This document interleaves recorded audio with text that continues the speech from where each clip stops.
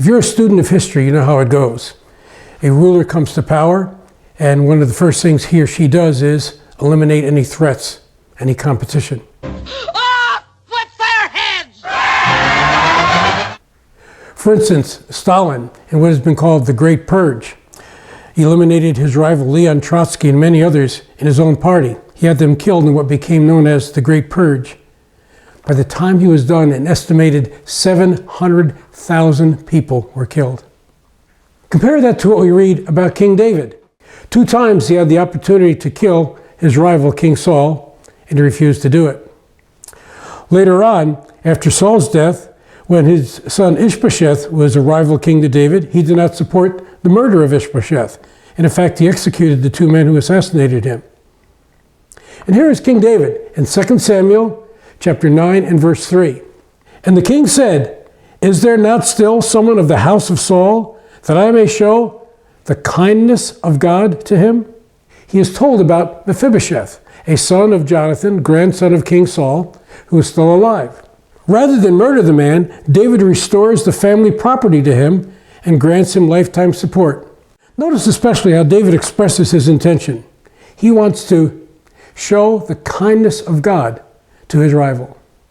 The Hebrew word translated kindness is the word chesed, found almost 250 times in the Old Testament, often translated loving kindness or mercy, and often referring to God's love for us.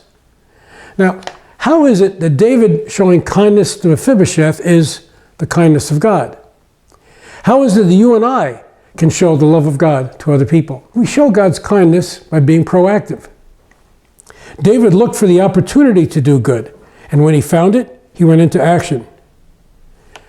But if it's David who did this, why is it called God's kindness and not David's kindness?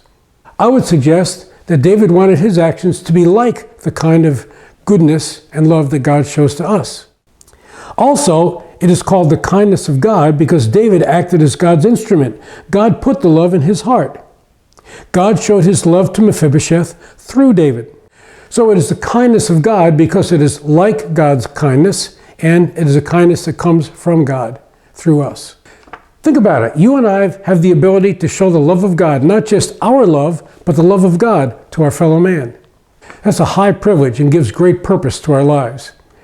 Before my mom passed away, at 99, just a short while ago, she would often say, "I don't know why I'm still here."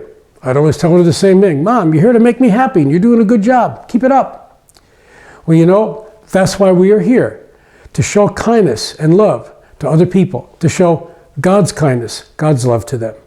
So let's be challenged by David's example of showing God's love to someone that, from a worldly point of view, would be his rival, a potential threat. Instead, he showed the love, the kindness of God. Let's you and I do the same.